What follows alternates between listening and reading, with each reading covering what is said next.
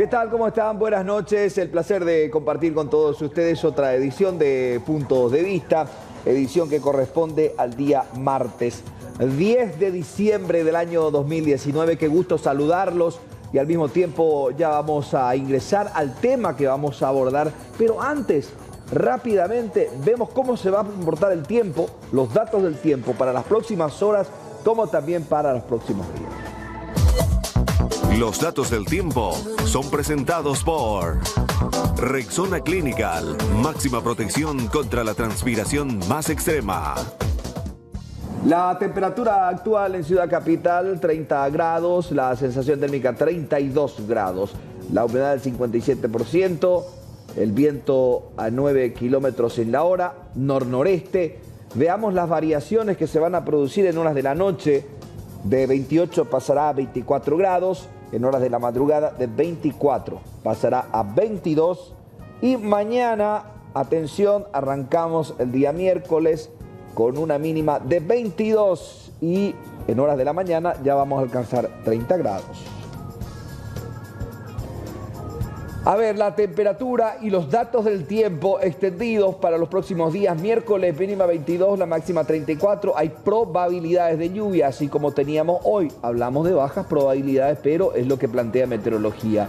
Para el día jueves también 23 de mínima, 34 de máxima, con probabilidades de lluvia. Las extremas para el día viernes 22, 32. Y el día sábado también hay pronósticos de lluvia, 24 de mínima, 35 de máxima.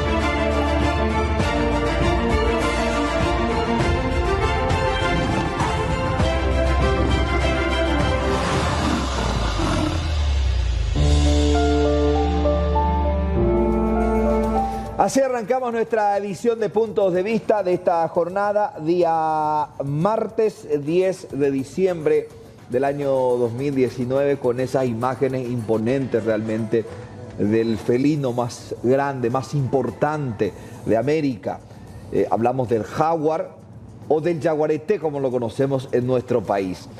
La temperatura actual 30 grados en territorio nacional. Como siempre ponemos a disposición el número de WhatsApp para la gente, para entrar en contacto, para que podamos recibir sus comentarios, las consultas también que quieran realizarnos en nuestra edición de hoy del día martes de Puntos de Vista. Vamos a saludar a nuestros invitados. Vamos a comenzar aquí con la bióloga Laura Villalba, que nos acompaña. Laura, ¿cómo estás? Buenas noches. ¿Cómo estás? Muy bien. Gracias por invitarnos y compartir un poco todo esto que estamos haciendo por nuestros jaguares en el Chaco.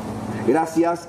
El ingeniero Ángel Bruschetti, que también nos acompaña. Ingeniero, ¿cómo está? Buenas noches. Muy bien. Muchas gracias por la invitación. Ingeniero agrónomo. Ingeniero agrónomo. Sí, ingeniero agrónomo. Quiero comenzar un poquito hablando de, no sé si el currículum, pero sí la experiencia que ustedes tienen en la materia. Porque estuve leyendo, me envió la productora general del programa, me envió bien temprano todo lo que se refiere a la experiencia que ustedes tienen. Porque es lindo no solamente hablar de la vida silvestre, sino también conocer un poco de nuestros invitados.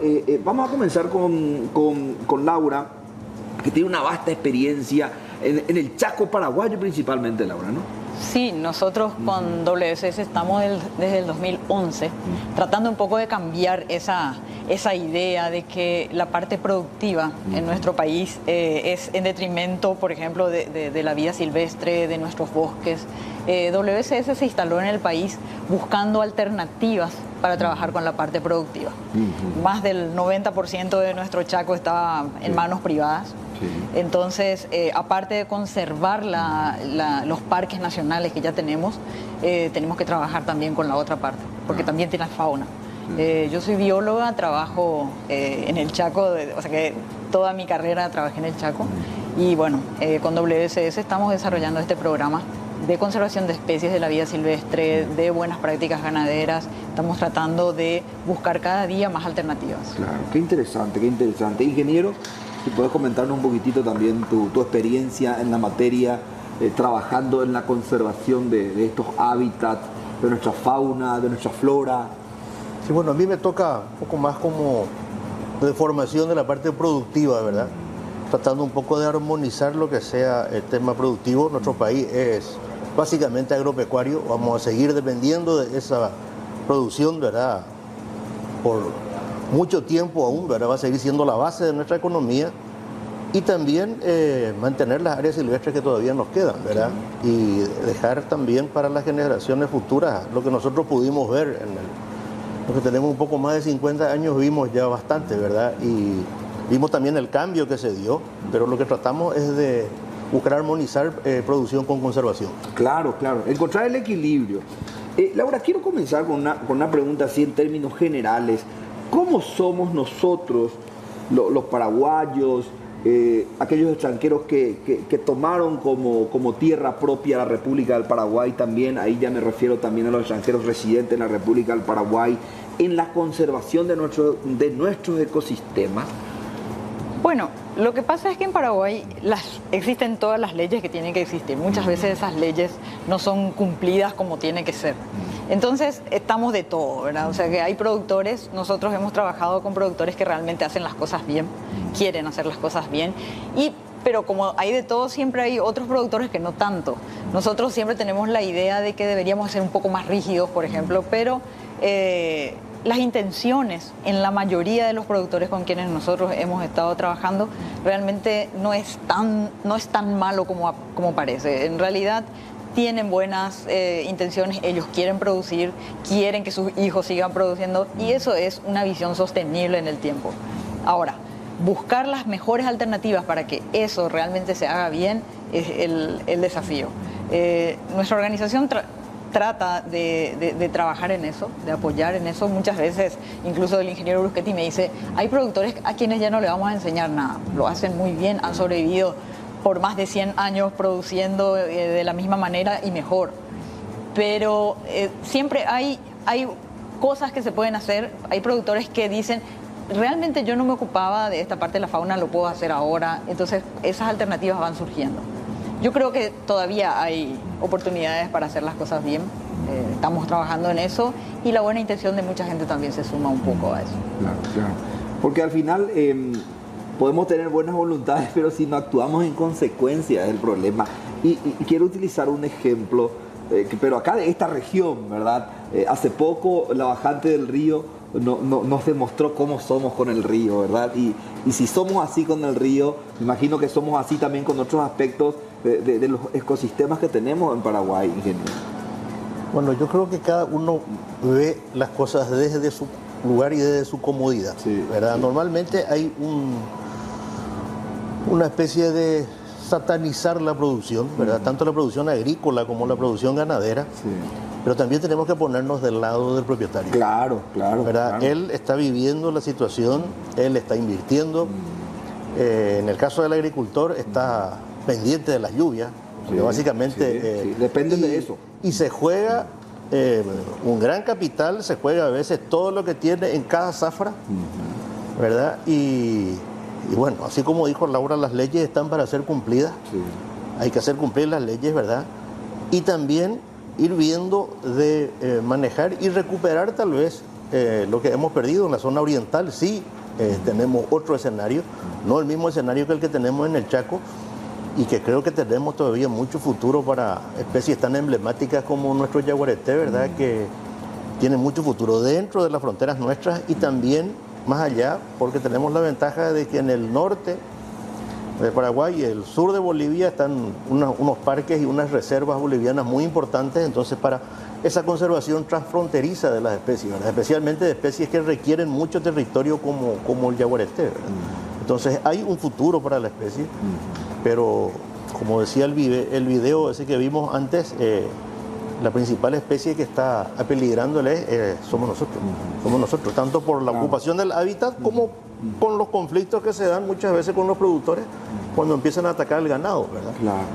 Y insisto yo siempre también en tener la perspectiva del productor, porque muchas veces lo atacamos nomás, pero cuando el ganado es nuestro y las pérdidas se están dando, también hay que ponerse en el lugar. Entonces ahí es donde entra, por ejemplo, WSS con algunas medidas y algunas pruebas de ciertos métodos como para ir disminuyendo estos conflictos entre los grandes felinos y la producción ganadera.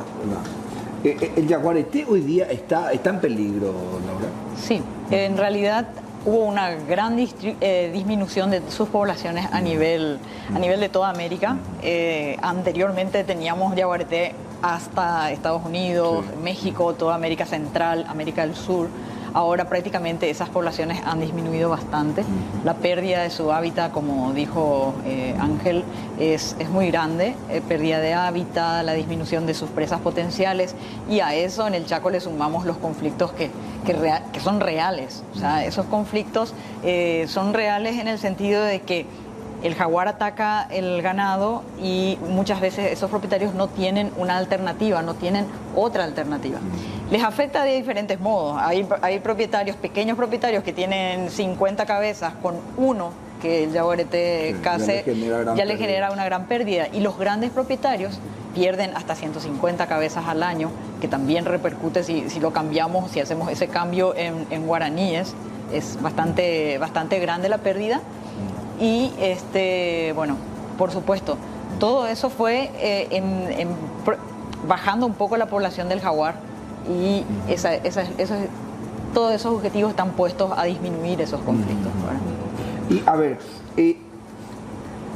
el yaguareté en nuestro país se ve amenazado por esa situación de la expansión que tiene la producción, o también la caza furtiva, entre otros elementos. Es la suma de todo, es la suma de todo. Aparte de estar disminuyendo su hábitat, disminuyen también, por supuesto, sus presas en muchos sitios. Es un carnívoro por naturaleza, claro, y le ponemos ganado. Sí. Entonces yo siempre doy este ejemplo. En las grandes propiedades, a veces toda la etapa de nacimiento de los terneros son en una sola época. Nacen terneros, uno tiene hasta 5.000 placentas por todos lados, olor a sangre por todos lados, un carnívoro, ¿sí? Bastante hacinado. Entonces, por supuesto que va a atacar al ganado. Claro. Entonces, lo que nosotros tratamos de ponerle un poco de obstáculos para que no le sea tan fácil y busque otras alternativas como sus presas naturales. Nosotros usamos cercos eléctricos, el tema de los encerros, el tema de las luces LED y otras alternativas que van surgiendo. Todo el tiempo estamos en la búsqueda de esas alternativas para tratar de disminuir esa mortandad en las épocas más vulnerables. Y ese es un trabajo muy en conjunto con los propietarios. Claro, se tiene que hacer. Y de la misma forma como se trabaja en el Chaco, también se trabaja en la región oriental, ingeniero. Nosotros como institución estamos concentrados en paisajes. Y particularmente WSS Paraguay está concentrado en el Chaco Paraguay. En el Chaco Paraguay. Y a ver, se estima la población de jaguares que hay en el Chaco paraguayo. Yo quisiera dejarle esa pregunta a Laura, que es bióloga, ¿verdad? Bueno, ¿Se estima una cantidad de población? Siempre se habla de 500 individuos, se habla de 400, nadie sabe a ciencia cierta cuánto. Poco, eso que decir, suena poco. Suena poco. Ocurre que no existe un estudio así. Nosotros estamos trabajando desde hace 2 años, 3 ya va a ser ahora, haciendo un monitoreo para ver un poco la densidad poblacional en uno de nuestros parques más grandes, que es el Parque Nacional Defensores del Chaco. 720.000 hectáreas. Imagínense que estamos haciendo hace 2 o 3 años ya un estudio bastante pormenorizado y con cámaras trampas, y hemos podido monitorear hasta ahora solamente el 10% del parque. porque es difícil, porque es de accesibilidad muy difícil, la verdad que es muy difícil hacer. No existe todavía un estudio poblacional a nivel de todo el Chaco que nos pueda dar un número más exacto. Ahora, por ejemplo, ahí estamos viendo también otra fauna silvestre, ¿verdad? De distintas características. Esto es en el Chaco paraguayo, Laura, ingeniero, ¿no? Estos son imágenes de nuestras cámaras en el Chaco. Qué lindas imágenes. Esa misma situación, si trasladamos el caso Yaguareté con otros animales, también se da la misma cosa. No va a ser tanto el conflicto. En realidad, hay otra especie como el puma, por ejemplo, que también causa bastante conflicto con la ganadería. Las otras especies causan algún tipo de conflicto, pero no es tan fuerte como pueden causar estos grandes felinos, ¿verdad? Porque ahí ya hay, cuando decimos de un ataque de un felino al ganado, estamos hablando de pérdidas económicas para el ganadero, por ejemplo. Por supuesto, sí. También, por supuesto, si no tuviésemos nada de depredadores grandes como los grandes felinos, entonces justamente estas especies herbívoras podrían proliferar también y en algún momento podrían causar mucho problema para los sembrados, por ejemplo, ¿verdad? ¿Nuestros felinos tienen diferentes colores de piel? Bueno, es que hay algunas especies diferentes. Tenemos, por ejemplo, Pantera onca, que es nuestro yaguareté bastante grande, que puede ser melánico. No sé si llegaste a ver alguna vez que es totalmente negro. Claro, totalmente negro, por eso. Sí, pero siguen teniendo las rosetas, solamente que a contraluz se puede ver. Esa es la especie Pantera onca. Luego está el puma con color, que es nuestro puma, que es completamente de un solo color. Sí. Y luego están los pequeños felinos, el Loparus pardalis, el Giuffrogi. Tenemos varios, pero esos ya son los tiricas, los ocelotes más pequeños. Esos son los felinos que nosotros tenemos. En Paraguay. En Paraguay. A ver, en Sudamérica o en las Américas, el felino más importante es el yaguareté. El yaguareté. Por sus características, por su ferocidad. Es el más grande, de hecho es el más grande. Y los ejemplares más grandes, hoy justamente tuvimos en el Ministerio del Ambiente con trabajo de evaluación ecorregional de la zona pantanal, ¿verdad? Y estaban hablando de que los ejemplares más grandes están en esa zona de hasta 150 kilos, ¿verdad? En el Pantanal. En la zona de Pantanal. Por la disponibilidad de alimentos y una serie de cuestiones, ¿verdad? Si lo confrontamos con felinos de Sudáfrica, de África, tienen diferentes características, ¿no? Bueno, la verdad, nosotros tuvimos la suerte de verle al león, por ejemplo, que es muchísimo más grande. Perdón que te interrumpa, Laura. Tantas preguntas me surgen porque son diferentes cosas, ¿no? Este es el león paraguayo que nosotros le llamamos. El puma. El puma es el león paraguayo, sí. Solo la diferencia es que no tiene la melena y claro. Son especies diferentes. Y luego otro felino grande que vimos es el leopardo allá.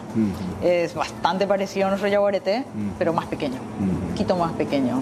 No alcanza el tamaño grande de nuestro yaguareté aquí en él. El trabajo de conservación que se está realizando con los productores tiene que ver con minimizar los impactos que se puedan dar en ambos sectores, o también se está trabajando en aparearlos, que tengan nuevas crías. No, o sea, se está haciendo uno de esos trabajos en Argentina, pero nosotros no. Ahora se necesita mucha tecnología para eso, Laura. Y espacio y fondos, ¿verdad? O sea, en el Iberá lo pudieron hacer. Incluso nosotros, los paraguayos, les prestamos el macho para que haya una una cría de jaguares ahí en el Iberá. Les prestamos por un tiempo y luego ese macho regresó ahora en Yacyretá. Pero nosotros no estamos haciendo eso, ya es conservación ex situ. Nosotros lo que hacemos es la conservación in situ, tratamos de conservar a la especie en su hábitat natural. Entonces tratamos de paliar esa situación, disminuir los conflictos, disminuir las mortandades y tratar de mantener a esa población con buena salud y con todas las necesidades ecológicas que tiene, ¿verdad?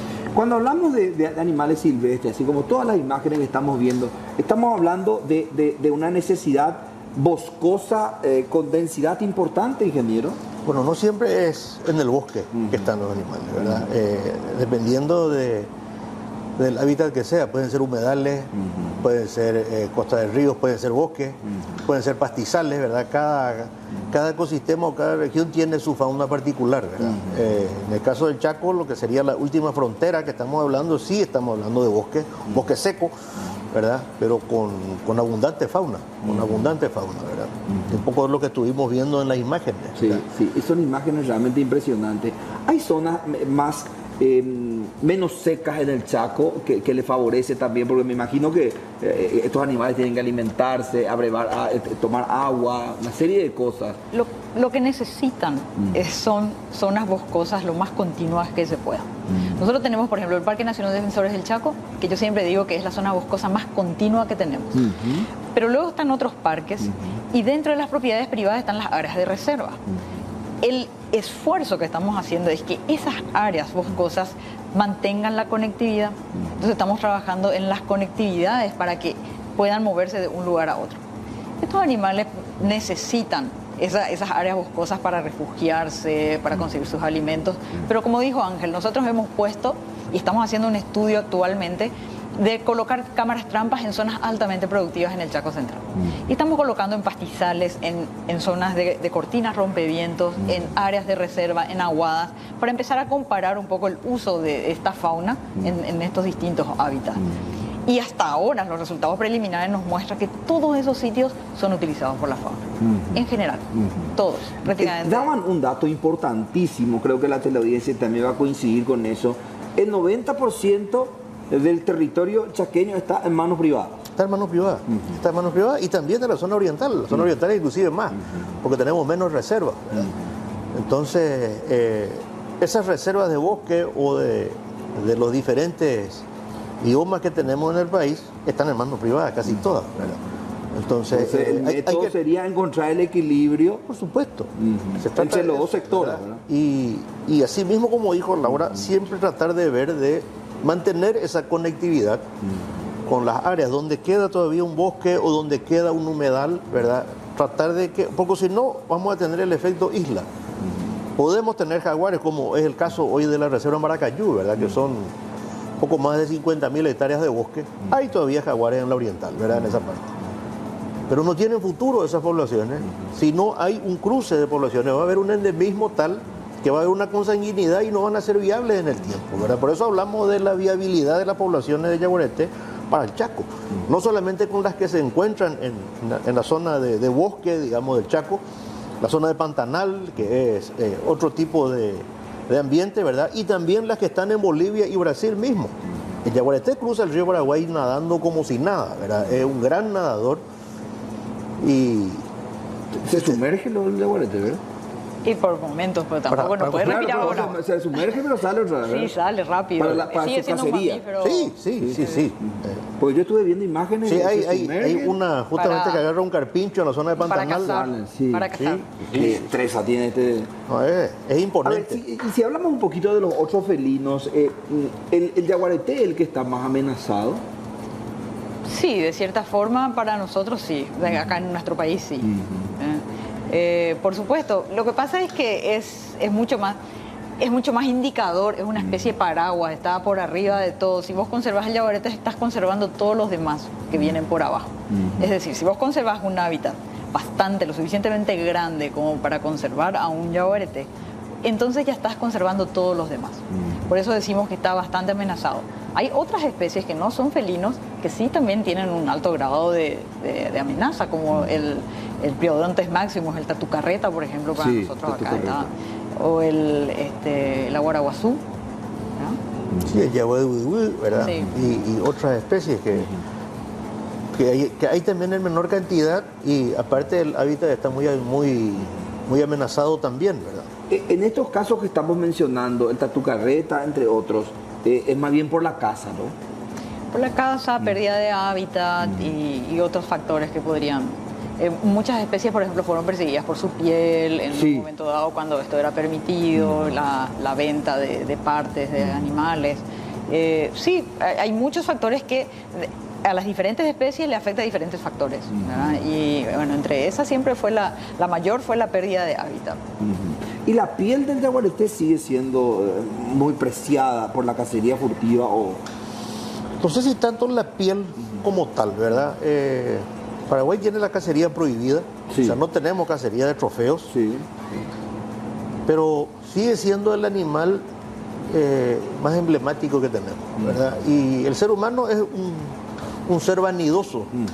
Entonces el tema de las pieles o del cráneo o de colmillos sigue siendo un trofeo, personal. una cuestión personal de vanidad, ¿verdad? Entonces esa cacería furtiva muchas veces se da por eso y otro por la amenaza que hay con el tema del ganado, ¿verdad? Entonces ese personal de campo que está trabajando con eso muchas veces ve disminuido sus ingresos. Entonces su lógica es local, es muy particular, ¿verdad? Por eso yo insisto siempre en ponerse de ese punto de vista. Nosotros tenemos tal vez otra visión, nosotros de la institución también, ¿verdad? Pero tenemos que hacer el esfuerzo de que todos tratemos de pensar lo mismo y de conservar la especie, ¿verdad? Porque está amenazada. Encontrando un equilibrio, ¿verdad? Es lo que es la producción también. Pero hay un dato no menor.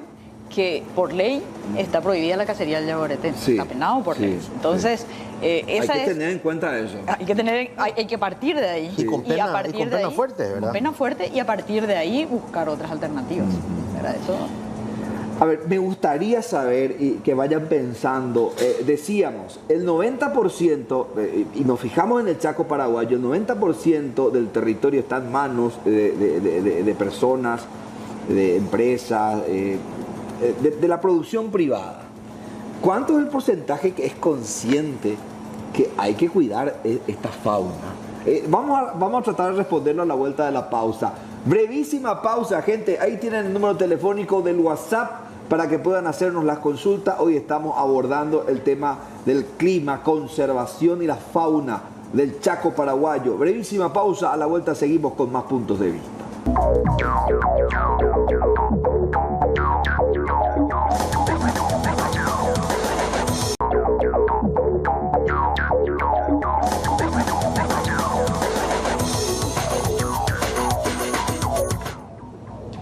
Estamos avanzando, entrega del día martes de puntos de vista. Son las 20:35, alta aún la temperatura, 30 grados la temperatura actual. Es momento de hablar de Unicentro antes de avanzar y por supuesto, cuando hablamos de Unicentro, hablamos de los días de locura. Claro, aprovechen los descuentos especiales, sobre todo en estos días, porque los sueños de Navidad lo cumplimos en Unicentro. Lo podés hacer en los descuentos especiales, en estos días tan especiales, porque en Unicentro nos inspiramos en vos.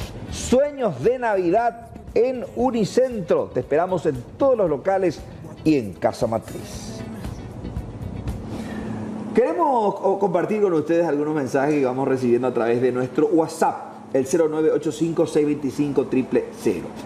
Clima y conservación de la vida silvestre. A ver, cambien el subtítulo, digan animales silvestres, recuperan territorio avasallado por ganadero. Un jaguarete vale más que 150 cabezas de ganado. Ojalá que todos piensen así, ¿verdad? A ver, tienen que controlar los policías que vienen del Chaco o de cualquier parte del interior, porque yo tengo varios vecinos y traen de todo. Carne de guazú, yacaré, carpincho, de todo, dice este mensaje. A ver, otro mensaje, por favor. Estamos recibiendo los mensajes, gente, a través del 0985-625-000. Esto que dice la gente es una gran verdad. Hay todavía malas costumbres, malos hábitos de traer animales silvestres. Nunca digan que es pérdida, que pierden ganado a causa del jaguarete.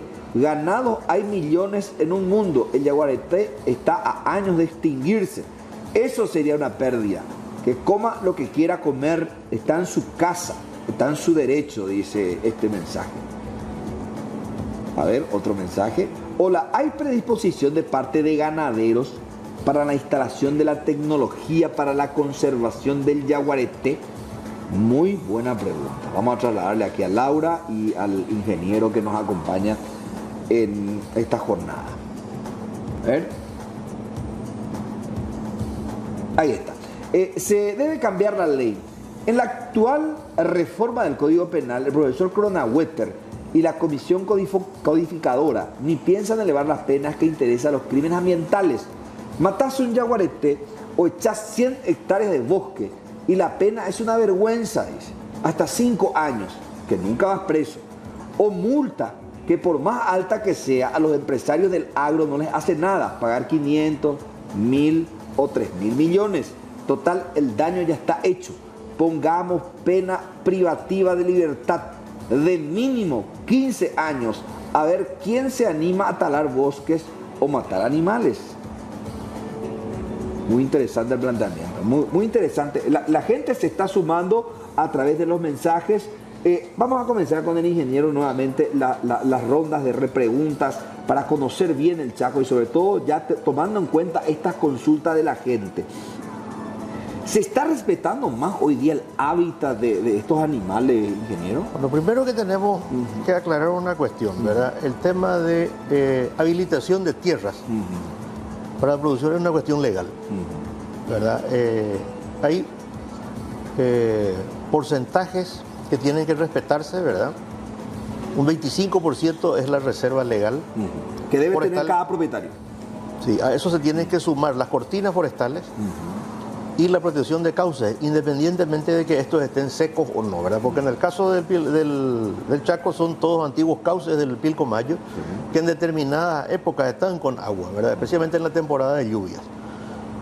Sumando reserva legal, cortinas y cauces, queda alrededor de entre 40 y 45% de cobertura de bosque. Eso es lo que establece la ley. Ahora, tenemos debilidades en la parte de nuestras instituciones, ¿verdad? Pero, como había dicho al inicio Laura, creo que leyes nos sobran, tenemos suficiente, lo que pasa es que hay que hacerlas cumplir, ¿verdad? Por lo que yo veo en el Chaco se está cumpliendo bastante, ¿verdad? Y también hay sanciones. Y no es cierto que no le afecte a ningún empresario 500.000 o 2.000 millones. Yo estoy seguro que le afecta a cualquiera la multa, ¿verdad? Pero por lo menos nosotros tenemos como requisito básico el tema de la gente que entra a trabajar con WSS. Lo que no se negocia es el cumplimiento de la ley. Primero tienen que tener su estudio de impacto ambiental, su habilitación, ¿verdad? Su licencia ambiental, y con eso arrancamos nosotros las actividades. Hay gente que todavía tiene porcentajes de tierras a habilitarse, ¿verdad? Ya sea para agricultura o ganadería, entonces también buscamos opciones de producción. ¿Cuál sería la opción? Sí. Un buen manejo forestal, ¿verdad? Un pago por servicios ambientales, ¿verdad? O tal vez una ganadería de menor impacto con bajo monte, ¿verdad? Ir viendo ese tipo de opciones, ¿verdad? Y también los diseños, que esos diseños acompañen el tema de corredores de biodiversidad, de conexión entre reservas, de manera a que sea sostenible en el tiempo esa producción, ¿verdad? Había una consulta que me gustaría que analicemos juntos, el tema de las sanciones. Hablaba de multa, pero también de penas carcelarias que se eleven a 15 años. ¿Eso podría ayudar a generar más conciencia? Yo creo que un programa, o sea, un trabajo de conciencia podría incluso generar bastante impacto sin tener que llegar a eso. Es decir, como dice Ángel, el tema de las multas no es que no le afecte. Y en realidad ahora mismo con todo este mundo globalizado que tenemos, en que se sabe todo, que sale, cualquier propietario generalmente cuida de ese tipo de cosas. No es más tan fácil la matanza de un jaguarete, porque eso llega a salir a la luz. O la destrucción del hábitat. La destrucción del hábitat. Y la verdad que cada día eso también es juega un poco a favor de la conservación. En realidad no hay un ganadero ahí buscando matar todo lo que encuentra. Prácticamente ya es muy difícil encontrar ese tipo de ganadero. Encontramos de todo. Por ejemplo, tenemos ganaderos que dicen, yo puse mi propiedad en un hábitat natural del jaguarete, entonces que coma lo que tenga que comer y yo asumo mis pérdidas. Luego están los ganaderos que de verdad están invirtiendo, están necesitando, y la verdad que cada pérdida para ellos es eso mismo, una pérdida monetaria. Entonces sí están dispuestos a buscar alternativas con nosotros. Y después están los otros ganaderos que son un poco más incrédulos. Es decir, no, en realidad aparte de las pérdidas voy a estar perdiendo mi tiempo con esto. En ese sentido sí haría falta una mayor conciencia, mayor educación, quizás mostrarle un poco cuánto vale realmente tener una fauna como la que tenemos y cómo sería perder toda esa riqueza. no solamente la fauna, sino que también todos esos servicios ecosistémicos que tenemos. Y generalmente un buen productor busca mantener eso, ¿verdad? Y ese porcentaje de esos productores es bajo, de los que no le importa nada, solamente su producción. Sí, yo quisiera pensar, yo siempre soy un poco más optimista en ese sentido, yo quisiera pensar que un productor que compra tierras en el Chaco para producir no entra con la idea de exterminar todo lo que hay y no. Generalmente cuando empezamos a hablar con ellos de los servicios ecosistémicos, de la necesidad de mantener esa reserva por esa aguada que tiene en ese lugar, por muchos factores, generalmente son bastante razonables y empezamos a buscar alternativas. Yo soy muy optimista y quisiera seguir así porque ese es el motor que nos va a impulsar a nosotros también seguir buscando alternativas, porque si llegamos a pensar que no, eso es muy difícil, la verdad que no tendríamos mucho más que hacer, ¿verdad?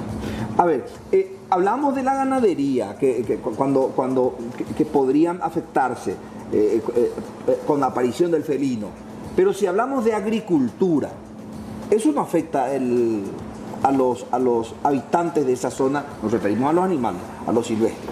Siempre afecta. Siempre estamos haciendo una intervención. Expansión, ¿verdad? Siempre estamos, pero por eso hablé también de lo que es legal dentro de las explotaciones, ¿verdad? Y esas explotaciones son o ganaderas o agrícolas. En el caso de Chaco, la parte agrícola todavía está un poco rezagada. Claro, claro. Pero yo creo que es algo que se va a venir también. También, ¿verdad? por eso. Si nosotros conservamos esos porcentajes de cobertura, vamos a tener Chaco para los próximos 100 o 200 años. Y con animales silvestres para rato también. Tenemos un ejemplo que lo mencionamos siempre, ¿verdad? En el Chaco Central y puntualmente en la colonia Neuland, que están desde la década del 40.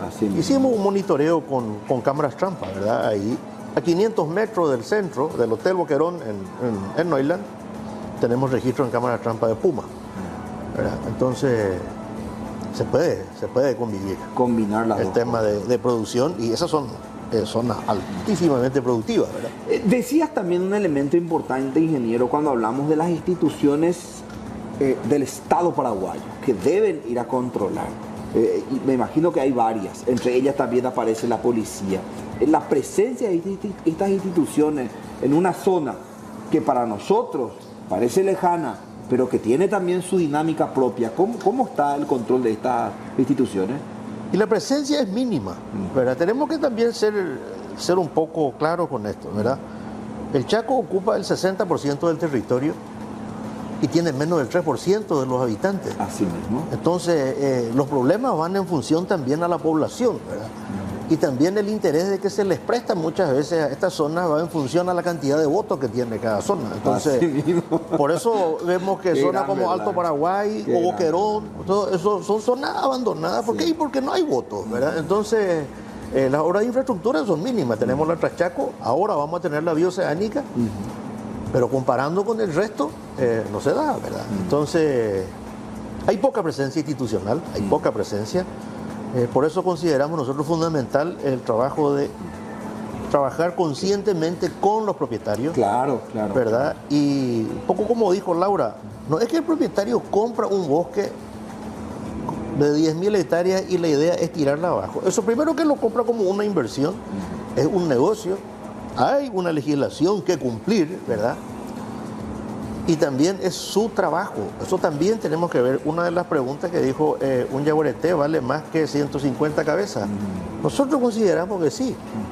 Pero por eso insisto, hay que ponerse en el lugar del productor de las 150, del dueño de las 150 vacas, a ver qué él opina, ¿verdad?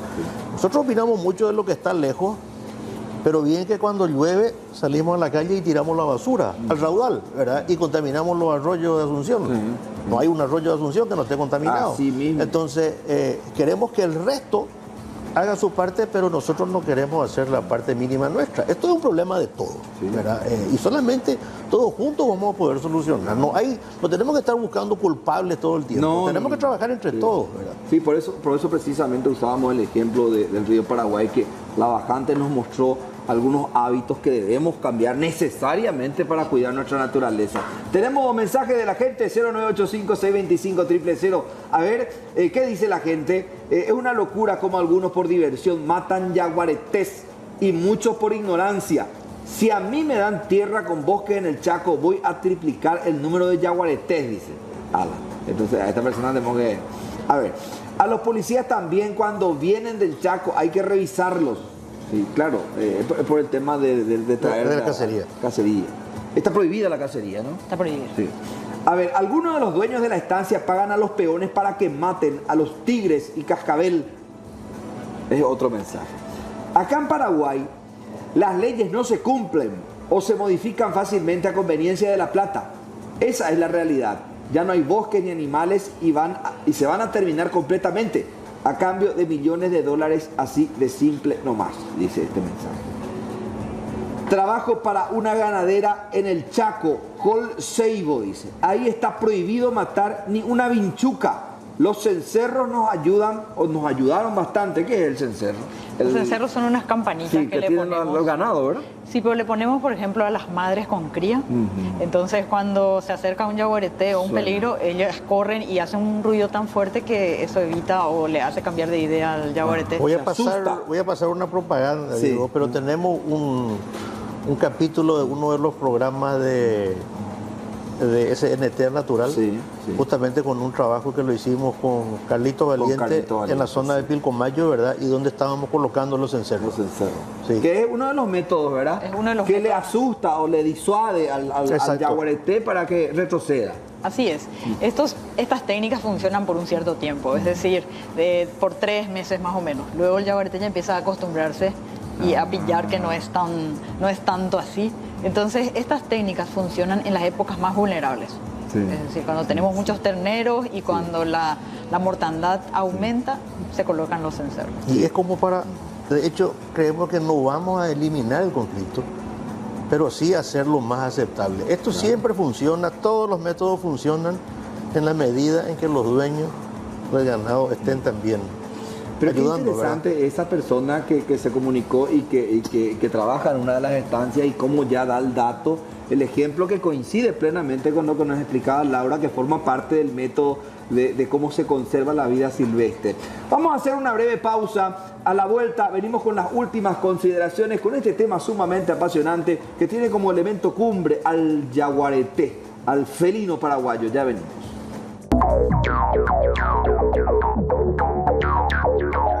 Vemos los mensajes que recibimos por WhatsApp para cumplir también con la gente que nos envía sus comentarios a través del 0985-625-000. A ver, la CONADERNA y las Fuerzas Armadas organizaron con bomberos voluntarios un curso de capacitación de incendios forestales a integrantes de las Fuerzas Armadas en el Chaco. Saludo. Ese es un tema también importantísimo antes de ir cerrando, ingeniero, el tema de los incendios forestales. Eso también genera mucho daño, bueno, al ambiente y al hábitat de los animales silvestres. Por supuesto. Y este año tuvimos unos incendios Muchos tuvimos. un poco más fuera de lo normal, ¿verdad? Esa zona de Pantanal tenemos que hablar de que es una zona que se quema frecuentemente. La vegetación está adaptada, de hecho, al fuego, ¿verdad? Se recupera rápidamente, pero en contrapartida se quemaron otras zonas. Tuvimos condiciones muy particulares de verano seco, inviernos muy, muy crudos y unos vientos norte muy fuertes que hizo que este incendio nos llegue desde Bolivia, ¿verdad? La chiquitanía boliviana perdió también cientos de miles de hectáreas de bosque, ¿verdad? Sí. Y al perder estas hectáreas, esta cantidad importante de hectáreas de bosque, con él también se van varios ejemplares de la fauna, ¿no? Sí, yo decía en un momento dado, acá no solamente estamos perdiendo el presente, sino que también el futuro de nuestras especies, ¿verdad? O sea, es como que se nos acorta un poco el tiempo que creíamos que teníamos para la conservación. Se acorta porque perdemos muchas especies de fauna, perdemos mucho. Claro que, de hecho, siempre existieron los incendios, cada 10 años tenemos grandes incendios, este tipo de incendios. Esta vez se conoció más por el tema de que es más posible de filmarlo, pero y se recupera de nuevo, son sesiones de incendios que se suelen tener y la fauna se recupera de alguna manera, pero la fauna que estaba ahí existente, claro que lo habrá sufrido demasiado. La sequía también afecta todo el ecosistema, ¿no? Claro, la sequía afecta tanto a la producción como a la vida silvestre. Sí, ¿verdad? sí. También vemos eso hoy con el tema de la producción ganadera.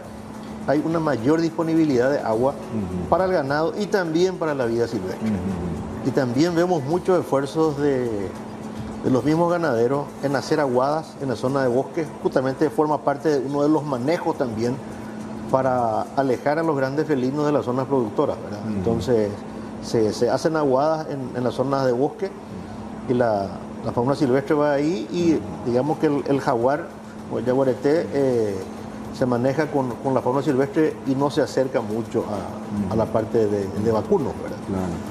Claro, es como mantenerlos en su hábitat con toda la alimentación y con todo lo que necesitan, ¿verdad? Exacto, como que son animales muy oportunistas. La mansedumbre de un ternero es tal que entonces facilita mucho, ¿verdad? La comida. Ellos matan para comer, ¿verdad? Entonces se les facilita y por eso, si están con cría y todo eso, es lo que ve la cría y es lo que después va a ser el resto del tiempo, ¿verdad? En ese trabajo, y ya para ir cerrando, Laura, ingeniero, en ese trabajo que ustedes vienen realizando de concienciación para proteger clima, conservación de vida silvestre, su hábitat, su ecosistema, ¿qué pedirían ustedes para estas poblaciones también, o para las propias autoridades, para que ese trabajo de conciencia que se viene realizando cobre más fuerza y se multiplique esa necesidad? Nosotros apostamos bastante en el trabajo, por ejemplo, con los niños. Tenemos un programa, dentro del programa de conservación de jaguares, hay todo un componente que se llama Jaguares para Siempre, y que estamos tratando y tenemos la idea de que somos bastante pretenciosos, de que en algún momento eso entre en la malla curricular inclusive, para nuestros niños, porque al final son ellos los que van a ir tomando las decisiones en el futuro. Eso por un lado. Y por otro lado, con los ganaderos, con la gente de ahora, el trabajo de mostrarle un poco la ventaja de que sea sostenible las prácticas que están desarrollando. Si hacen una práctica sostenible de ganadería, eso repercute después en la calidad de vida de su ganado y en el futuro de su producción. Entonces, también estamos trabajando como en todos los frentes. Trabajamos con los niños, con Jaguares para Siempre, trabajamos con los verdaderos tomadores de decisiones, que son los propietarios de tierra en este momento, y también trabajamos con las autoridades de aplicación. En el caso del MADES, por ejemplo, estamos trabajando con ellos en un protocolo, por ejemplo, para responder a estos conflictos y que los propietarios tengan alguna alternativa y tengan la posibilidad de llamar a la autoridad de aplicación y decirle: tengo este problema, ¿qué me propones hacer? ¿Verdad? ¿Cuál podría ser la solución? Sí. ¿Ingeniero? Bueno, es que nada, insisto yo en esto, este es un problema de todos, sí, y todos somos parte de la solución, ¿verdad? No nos queda otro camino más que seguir apuntando a eso. Sí. Y también creo que el papel de ustedes es fundamental, claro, en bien informar, sí, ¿verdad? Sí. Y no mal informar, ¿verdad? Sí. Tratar de no buscar el enfrentamiento entre una y otra parte. Sí. Y yo insisto con esto, yo vengo de una formación de la parte productiva, ¿verdad? Y nuestro país va a seguir creciendo, claro, con la parte productiva. Sí. Vamos a seguir perdiendo bosques de manera legal, sí, porque eso está en nuestras leyes, ¿verdad? Y se está produciendo. Entonces, tenemos que distinguir el desmonte legal del ilegal y castigar al ilegal, claro, claro, ¿verdad? Y premiar al buen productor y al que está haciendo bien las cosas. Para creo que ese tiene que ser el camino. Gracias, ingeniero, muy amable. Gracias, Laura. Se nos fue el tiempo. Muchísimas gracias. Cerramos Punto de Vista rápidamente. Ya lleva el completo resumen de las noticias aquí en el canal de las noticias. Por su atención, muchas gracias.